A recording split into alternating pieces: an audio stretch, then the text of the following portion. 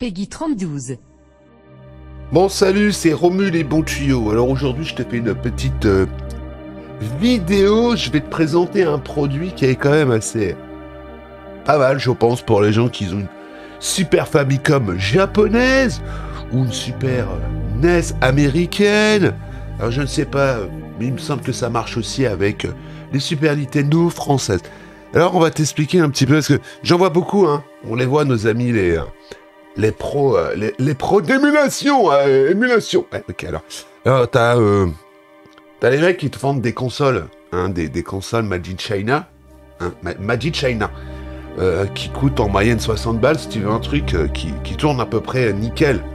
Voilà. Alors, on va être sincère, hein. Si tu veux vraiment être au taquet, tu t'achètes une Super MT, hein, de chez Analog. Ouais, la console, elle a plein de réglages, il y a une sortie HDMI, il y a des manettes au taquet. Ok.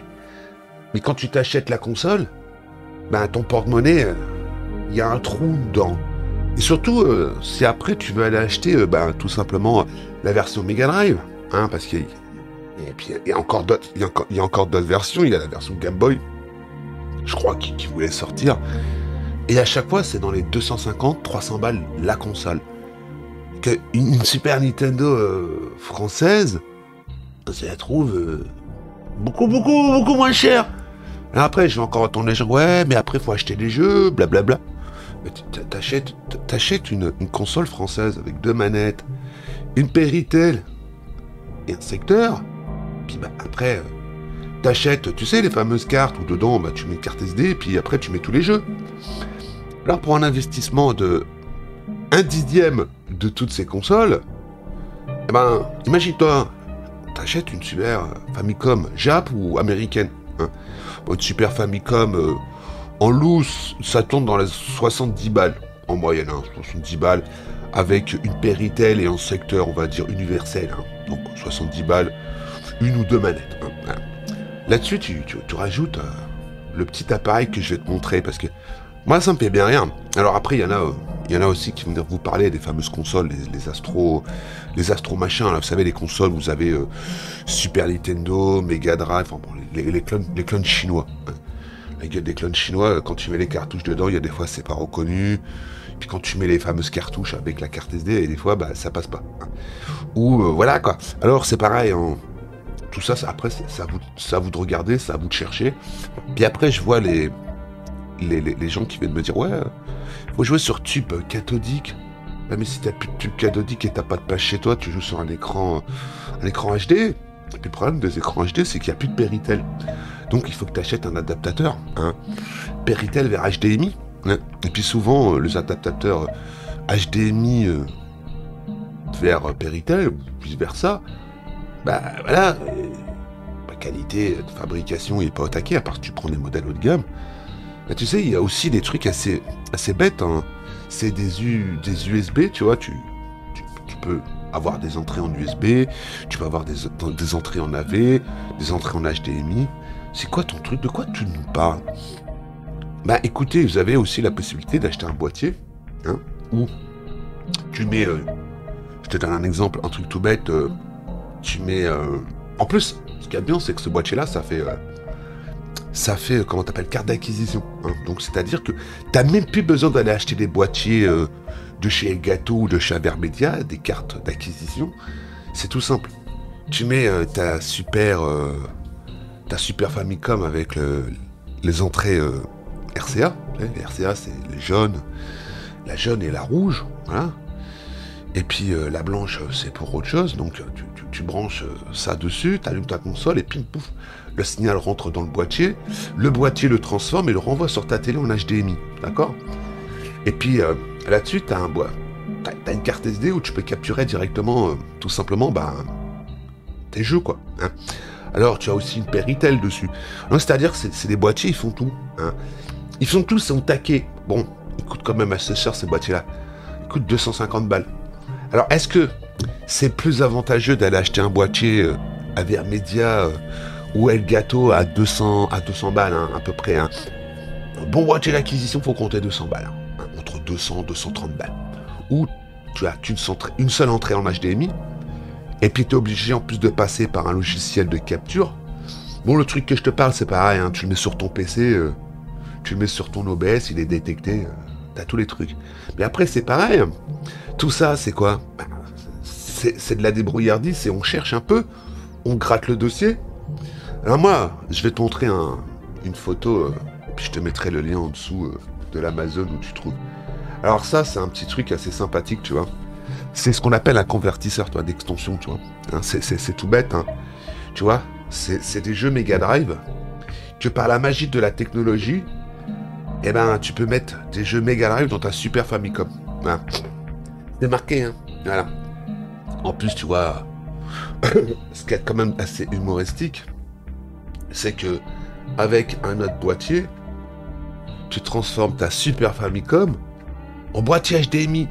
Tu as une Super Famicom à la maison, tu achètes 2 boîtiers, le petit boîtier que je t'ai montré là.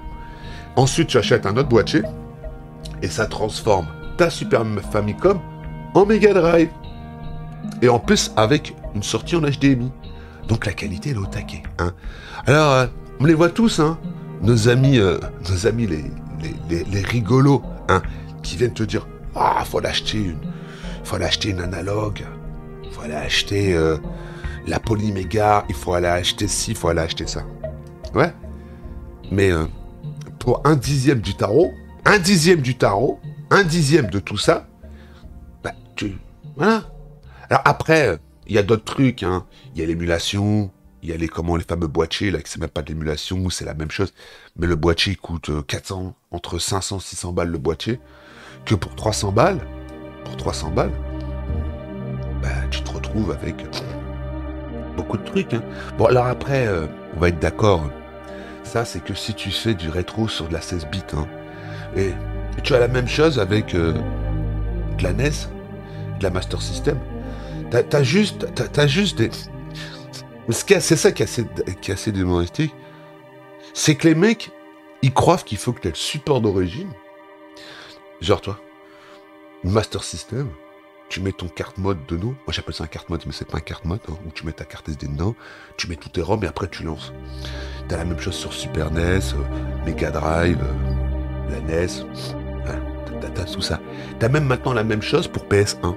C'est-à-dire, tu le mets au-dessus de ta console, tu mets carte SD, tu mets tous tes ISO de PS1 dedans. Boum, ça se lance. T'as la même chose avec la Dreamcast, la Saturn. Enfin, tout ça, c'est pareil. Alors, les gens disent, ouais, c'est de l'émulation. Non, c'est pas de l'émulation, puisque c'était sur la machine d'origine.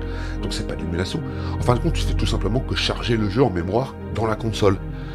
Et puis quand tu regardes les adaptateurs qui coûtent une blinde, hein. Il y en a qui coûtent... voilà. Mais après, t'as plein de petites astuces à droite à gauche. T'as des mecs qui se sortent les doigts des fesses et ils te font des trucs de malade. Mais quand t'es pas intéressé, que la technique ne t'intéresse pas, que la seule chose qui t'intéresse, c'est du plug and play. Tu prends, tu plug, tu game, et ben voilà. Alors moi, ça me fait quand même bien rire, hein. Je les entends tous, hein. Les pros du rétro gaming, ah je connais ce jeu, j'ai fait ci, j'ai fait ça. Ouais. Mais quand on te donne une manette dans les mains, on te dit tiens, vas-y, montre-nous. Il n'y a plus personne. Alors oui, moi, je ne connais pas, je connais pas tout. J'ai beaucoup de lacunes dans plein de domaines. Dreamcast, j'ai jamais touché. La Sega Saturn, c'est une console pour moi exotique. Je connais les consoles, je les ai vues. Mais voilà, moi à l'époque, j'ai pas possédé. Moi, quand il y en a qui viennent me parler Master System, moi Master System, je l'ai connu à l'époque. J'avais mon cousin qui avait... Moi j'avais la NES. Après, j'ai eu la Super Nintendo française que j'ai revendue pour prendre une Riken. Après... J'avais une Mega Drive européenne que j'ai revendue pour prendre une Jap. Bon, voilà. Alors après, on a pris la PS1, on a eu la Neo Geo avant. Enfin, les consoles, je les ai eues, moi, entre les mains. Et puis maintenant, j'ai plus grand-chose parce que, comme d'habitude, hein, quand t'as pas d'argent, tu revends et puis tu récupères, malheureusement, quelques deniers pour t'acheter de nouveaux matos. Mais là, on les voit, là, les gros boss du YouTube Game. Ils ont des bornes d'arcade, ils ont plein de trucs. Ils vous présentent des consoles. Ouais, ok. Mais c'est quoi? c'est les youtubeurs bling bling. Les youtubeurs bling bling. Hein. Ou quand t'en vois certains qui viennent te dire, ah ouais, mais ça tombe dessus. Moi, des fois, j'entends des trucs, je me roule par terre. Je me roule par terre. Hein. Ou quand vous envoyez certains qui vous vendent des PC, des NUC, hein, des NUC, ou qui vous vendent des Raspberry Pi 4 de 2 gigas avec un boîtier qui coûte 20 balles, le tout compris sur AliExpress, le tout, le Pi, le HDMI, la manette, tout ce qu'ils te vendent, la carte SD, tout ce que tu veux, t'en as pour 140 balles, et ils te le vendent 230 balles, et vous venez me dire à Romeu, je suis un escroc parce que je demande 1 balle pour faire des lives pour un VIP. Moi j'entends ça, je rigole, hein. Moi je rigole. Vous voyez, j'ai encore vous le remontrer, hein, ce petit boîtier, hein. Je vous mettrai le lien en dessous dans la description. Hein. Vous voyez, il y en a plein de trucs comme ça. Il y en a plein. Ben, il faut chercher un peu. Alors, c'est vrai que c'est toujours mieux de jouer avec le matos d'origine ou de jouer avec le matos au taquet, le gameplay comme les consoles de chez Analog. Tu branches, tu games. Hein. Sauf que les consoles d'Analog d'origine, tu ne peux pas mettre des jeux en plus dedans. Hein. Tu peux le faire. Mais il y a une magouille à faire. Alors moi encore, j'ai pas la philosophie d'acheter pour dire j'ai la machine. J'ai pas cette philosophie-là parce que je trouve ça tellement assez humoristique. Les mecs sont en train de parler de pixel perfect. Ils sont en train... Vous savez, c'est des mecs qui sont là. Ah ouais, regarde, c'est mieux comme ça, c'est mieux comme ça. Mais ce qu'ils oublient, en réalité, c'est qu'on est en 2021, on n'est pas dans les années 80, quoi. En 2021, bah, les écrans à tube cathodique, les fameux PVM, quand on veut un, bah, tu te coupes une couille droite. Quand tu veux certains jeux sur Super Nintendo, comme Agané, tu te coupes la couille gauche. Puis il y a d'autres jeux sur d'autres supports. Hein. Moi, je sais pas, va regarder quelques prix des jeux Neo Geo sur eBay, et puis tu viens me voir. Hein. Il y en a, ils ont les full set. Hein. Bah, quand t'as commencé dès le départ, et que t'as arrivé quand il y a eu le fameux crack du jeu vidéo où le rétro n'était pas à des prix de ouf, bah, tu pouvais te faire une collection. Même maintenant. Combien ça coûte tout ça? Non, mais on va pas se mentir. Hein. C'est pas quelques centaines d'euros, hein, ni quelques dizaines de milliers d'euros. Il y a certaines collections qui coûtent plusieurs centaines de milliers d'euros. T'as à dire 100, 130, 140 000. Si le mec il a un full set Neo Geo, bah renseigne-toi combien ça coûte. Hein. Ça vaut presque le prix d'une baraque. Hein, t'es un débile? Bah renseignez-vous, vous verrez par vous-même. Il y a même certains jeux qui coûtent des prix de ouf. Enfin bon, tout ça c'est parce que aussi, il y a un truc aussi en ce moment qui me fait bien rire, c'est certains youtubeurs, ils se sont pas rendus compte. Quand je dis que les influenceurs, ce sont vraiment des marchands de tapis, ben regardez, il suffit qu'il y a certains youtubeurs qui parlent de jeux GameCube pour que les jeux GameCube montent en flèche. Ben oui, parce que les jeux, personne n'en veut parce que personne ne les connaît. Et puis du jour au lendemain, un mec parle du jeu, et puis ton jeu qui valait peanuts, ben après, c'est un lingot d'or. Voilà. Mais tout ça, c'est humoristique. C'est humoristique. Alors quand vous voyez tous les jeux qu'il y a, les mecs qui ont les full set, moi je leur dis, bravo. Il faut de la place, mec. Il faut de la place. Hein. Parce que faire un full set en émulation, tu rigoles, quoi. Ça tient dans un truc grand comme ça. Tu mets tout dans une carte SD ou un disque dur et basta. Alors moi j'aime bien les mecs qui viennent te parler d'émulation sur des systèmes d'exploitation. Mais ce que les mecs ils oublient de te dire, c'est que ils y connaissent rien, ils savent même pas comment ça marche. Ils ont pas mis les mains dans le cambouis, hein, moi non plus. Hein. Mais moi j'arrive à voir quand même quand telle ou telle console est mieux émulée sur tel ou tel système. Hein. Parce qu'on va pas se mentir, hein. Aucun système n'est parfait. Hein. Aucun système. Alors si tu veux te faire une machine d'émulation pour pas pas cher. Pour pas cher. Bah tu vas sur AliExpress, t'achètes un Pi 3, le tout, deux manettes, un câble HDMI, un secteur et tout, plug and play, avec la carte SD, tout. T'en as pour 100 balles. Que si tu veux le faire toi-même, tout monter, la carte SD et tout, t'en as pour 170 balles. Hein? Alors, moi je te conseille fortement des fois d'aller regarder sur AliExpress. Hein? Il y a des fois, il y a des choses assez humoristiques. Hein? Moi je vois, il y en a beaucoup qui achètent des consoles de merde. Moi aussi, hein, je pourrais claquer 100 balles dans le mois et acheter 4 consoles de merde. Et je vous fais une vidéo par semaine où je vous montre une console de merde. Mais moi, il y a 2 ans de ça, il y a à peu près 2 ans, j'avais dit de toute façon, sur AliExpress, tout sera sous box Android. Tout le monde s'est foutu de ma gueule. Et ben maintenant, ils sont tous là comme des clampins en disant merde, les 3/4 des trucs, c'est les box Android. Bah ouais, c'est les box Android. Les box Android. Parce que c'est tellement facile à programmer et à faire que tout le monde sort des consoles. Les fameuses consoles là qui vendent, là, je sais même plus son nom, là, la Pro et l'autre, la classique, c'est une box Android. Voilà, c'est des box Android. Ils ont tellement fait de processeurs que ils en ont la peine. Voilà, bon. Moi, je vais vous laisser là. Hein, si vous avez des questions, n'hésitez pas hein, dans l'espace commentaire en dessous. Si la vidéo elle t'a plu, tu peux la liker, t'abonner, activer la petite cloche si c'est pas encore fait. Mais vous voyez que il y en a certains qui viennent. Et puis il y a encore un truc aussi, là, je vais vous montrer là, vite fait. Là, je suis en train de faire,